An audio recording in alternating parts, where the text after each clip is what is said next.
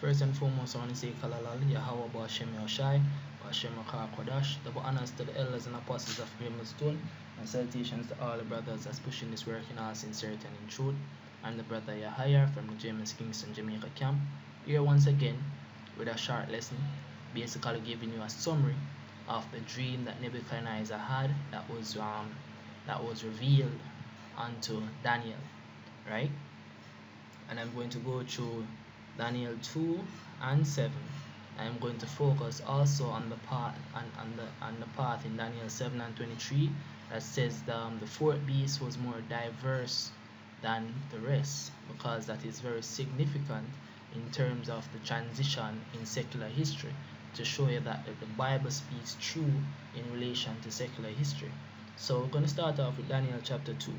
So now in Daniel chapter 2, when you read from verse 1, Nebuchadnezzar had a dream, and he demanded of his wise men, the astrologers, the sorcerers, and the Chaldeans to make known the interpretation of the dream that he had. But Nebuchadnezzar did not reveal to them the dream, so he actually required of them to actually know, to actually have the foresight to know the dream that he had without him telling them, and to also interpret the matter. And the wise men said unto him that they couldn't interpret a dream that they have not been told. Right? So Nebuchadnezzar made a decree that they should be killed. And when the decree was made, the captain of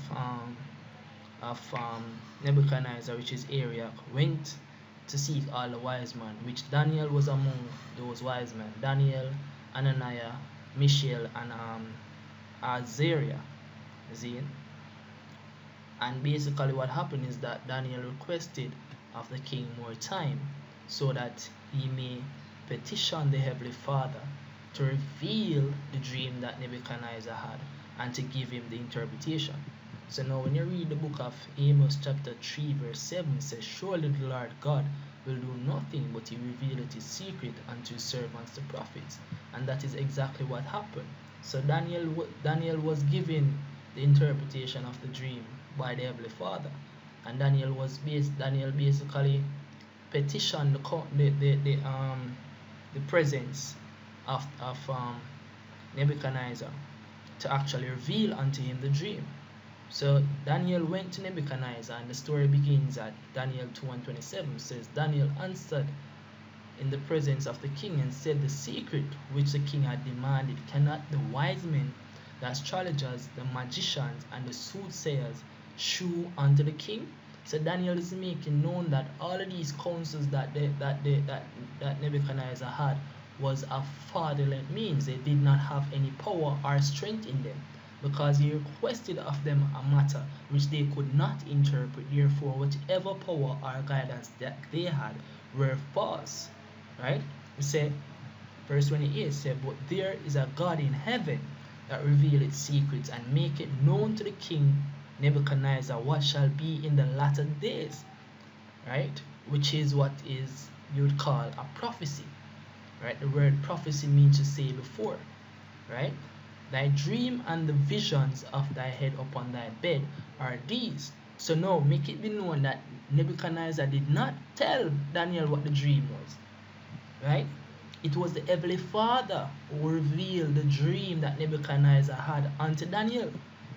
Make that be known. Right? It says, as for thee, O king, thy thoughts came into thy mind upon thy bed. And who gave Nebuchadnezzar those thoughts? The Heavenly Father himself, man.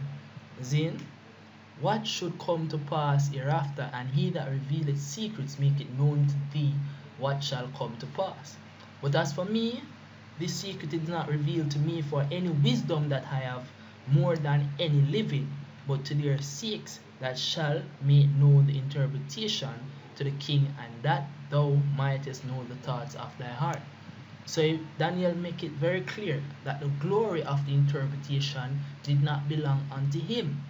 It belonged unto the Heavenly Father himself, because when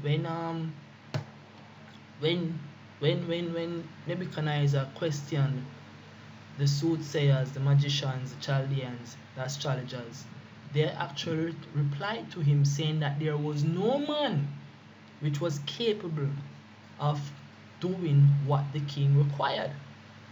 So Daniel now actually achieve or accomplish the task at hand, but Daniel was making it known that it was not of his might, but of the Heavenly Father himself might and strength. Right? So he continues, says, it was not this secret is not revealed to me for any wisdom that I have more than any living, but for their sakes, right? That shall make known the interpretation to the king, and that thou mightest know the thoughts of my heart.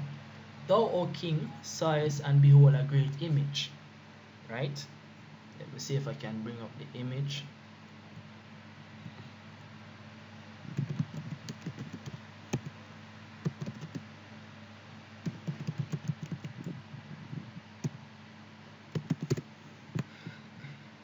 Right? So here is the image. Boom. Right? A great image whose brightness was excellent stood before thee, and the form thereof was terrible. This image head was of fine gold, his breasts and his arms of silver, his belly and his thighs of brass, his legs of iron, and his feet part of iron and part clay. Right? You can see all of these things: gold, silver, brass, iron, clay. Right? And those represent something. Right? It say, thou sawest till that a stone was cut out before without hands, which smote the image upon his feet, that there were of iron and clay, and brake them to pieces. Then was the iron, the clay, the brass, the silver, and the gold broken to pieces together, and became like the shaft of the summer threshing floors, and the wind carried them away, that no place was found for them, and that the stone that smote the image became a great mountain, and fell and filled the whole earth. All right. So this is the dream, and we will tell the interpretation thereof. Right. So Daniel actually asserted that that was the dream. He never asked. He asserted. Right? And he might go tell the interpretation right now. He said, thou, O king, art the king of kings, for the God of heaven had given thee a kingdom, power, and strength, and glory. And wheresoever the children of men dwell, the beasts of the field and the fowls of heaven had he given into thine hand, and had made thee ruler over them all. Thou art this head of gold. And when you read about the Babylonian Empire, it tells you that Nebuchadnezzar was the greatest emperor that ruled within the time of the Neo-Babylonian Empire. Right? This is the Neo-Babylonian Empire from the history that come. Say a new line of kings established the Neo-Babylonian Empire, because there was an old Babylonian Empire that was ruled by other people. And then there became the Neo-Babylonian Empire, which they call the New Babylonian Empire, right? Which was started by a particular emperor, right? You can research who it was started. See there, Nabopolassar. Forgive my pronunciation of that, right? And after Nabopolassar, or Lazars, then came Nebuchadnezzar the second, right? Which is the son of the one that came before him, right? So he said was the longest reigning and most powerful monarch of the Neo-Babylonian Empire. So that is Nebuchadnezzar, which is the one we are reading about right now. So Daniel actually attributed the head of gold to him and his reign throughout the time of the Babylonian Empire. So it says, and after thee shall arise another king. So let's start that again. It says, into thine hand and made thee ruler over them all. Thou art this head of gold. So Nebuchadnezzar II was that head of gold, was the most powerful and affluent leader of the Neo-Babylonian Empire. Right? Continuing. And after thee shall arise another kingdom inferior to thee, right? And another third kingdom of brass, which shall bear rule over all the earth. So now it says, and after thee, right? So after the reign of the Babylonian Empire, right, shall arise another kingdom inferior to thee. So now you might ask yourself, how can an inferior kingdom conquer a superior? No, this is the thing. When you relate gold to silver, silver is inferior but stronger than gold. So it's talking about the wealth of the kingdom, not its might, right? If you understand, it was talking about the lavishness of the kingdom, right? So when you relate back to history.com, right, um, it actually gives you some insight about the, we would call it now, the structural integrity of the Babylonian Empire in regards to its beauty and its wealth, because it was very wealthy, it was very beautiful, but the silver, which represents the Media Persian Empire, was not as wealthy, but they were stronger, right? If you understand what I mean, right? So we shall bear rule over all the earth. Lakia says, and after thee shall arise another kingdom inferior to thee, and another third kingdom of brass. That third kingdom of brass is in representation of the Greco or the Grecian Empire, right? So which shall be a rule over all the earth. And the fourth kingdom shall be strong as iron, for as much as iron breaketh in pieces and subdueth all things, and as iron that breaketh all these shall it break in pieces and bruise. So this is talking about the Roman Empire, because their strength was iron. Iron is a representation of strength and multitude. Seeing the amount of armies that they had. So because of this strength, they actually became more renowned than all of the other empires that preceded them, right? And they were that kingdom that was more diverse, and the reason for that, right, as I'm going to reveal now, was because they did not have a monarchy. They did not choose their rulers based on lineage, but they choose their rulers based on a senate, right? So continuing, and say, and whereas thou sawest the feet and toes, part of potter's clay and part of iron, the kingdom shall be divided, but there shall be in it of the strength of the iron, for as much as thou sawest the iron mixed with miry clay. And as the toes of the feet were part of iron and part of clay, so the kingdom shall be partly strong and partly divided and partly broken. So that between verse 41 and 42 is talking about the new Roman Empire, which is in reference to NATO and the EU being under America, right? So the 10 toes, right, is basically that structure of the new Roman Empire, which is NATO, EU, and America.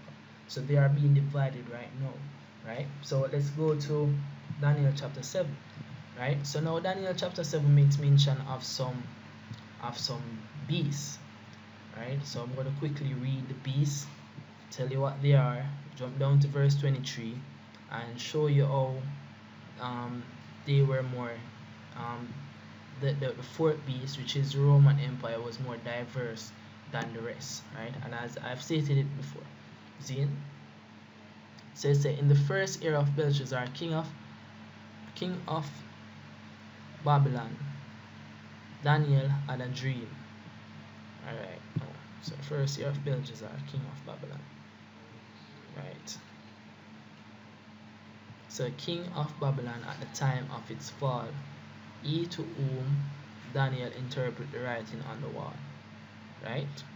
So this is the king at the time of at the end of the Babylonian Empire, right? So Daniel actually was present throughout its entire reign, Then, which lasted less than a century. So it says, Daniel spake and said, I saw in my vision by night, and behold, the four winds of the heaven strove upon the great sea, and four great beasts came up from the sea, diverse one from another. Right? The first was like a lion and had eagle's wings. Right? And I beheld till the wings thereof were plucked. Just speaking about the Babylonian Empire. And the first was like a lion and had eagle's wings, is basically transition from the Assyrian into the Babylonian. Because the wings being plucked is like the Assyrians going down to set up the platform for the reign of the Babylonian Empire, which was mightier than the Assyrians. Right? And it was lifted up from the earth and made stand upon the feet as a man, and a man's heart was given to it, in representation of Nebuchadnezzar the second. And behold, another beast, a second like to a bear, and it raised up itself on one side, and it had three ribs in the mouth of it, between the teeth of it, and they said thus unto it, Arise, devour much flesh. And it is talking about the Medo-Persian Empire, because first there was the Medes, right? But the Persian actually took them over, so it became the Medo-Persian Empire. After a while, it became the Persian Empire entirely. But the Medes were swallowed up by the Persians, right? So it's in representation of one unit together, right? After this, I beheld, and lo, another like a leopard. So now that leopard is in representation of what? Alexander the Great, or Alexander the Freak, right? Which had upon the back of it four wings, which is in representation of the four generals that Alexander parted his kingdom unto, right? The beast had also four heads, and the dominion was given to it, right? After this, I saw in the night vision, and beheld four beasts dreadful and terrible, and strong exceedingly, and it had great iron teeth. It devoured and brake in pieces, and stamped the residue with the feet of it, and it was diverse from all the beasts that were before it, and it had 10 horns. Right?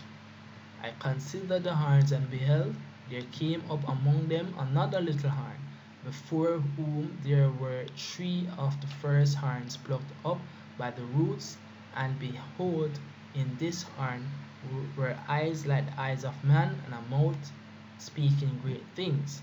So now this beast is talking about the Roman Empire, and it was diverse from all the beasts that were before it, which is in representation of its monarchical structure, right?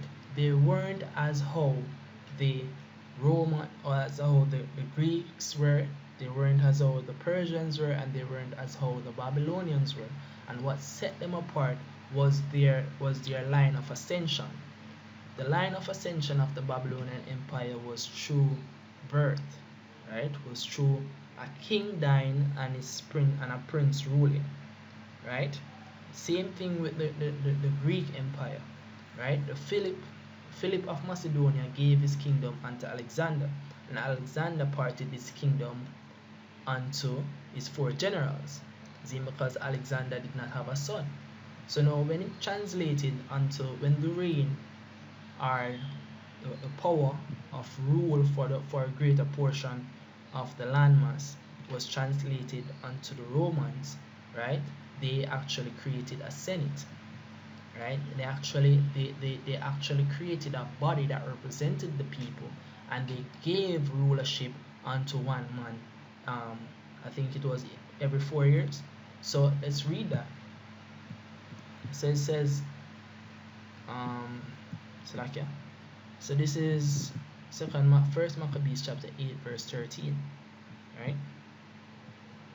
First Maccabees chapter 8 verse 13. Also that whom they would help to a kingdom, those reign, and whom again they displace. Finally, that they were greatly exalted, yet for all this none of them wore a crown, or was clothed in purple to be magnified thereof. Moreover, how they had made for themselves a senate house, wherein 320 men sat in council daily, consulting always for the people, to the end they might be well ordered, and that they committed their government to one man every year, who ruled over all their country, and that all were obedient to that one, and that there was neither envy nor emulation among them. Right? So this is talking about the Roman Empire and um, their structure in terms of government, right? So this is how they were more diverse from all the others.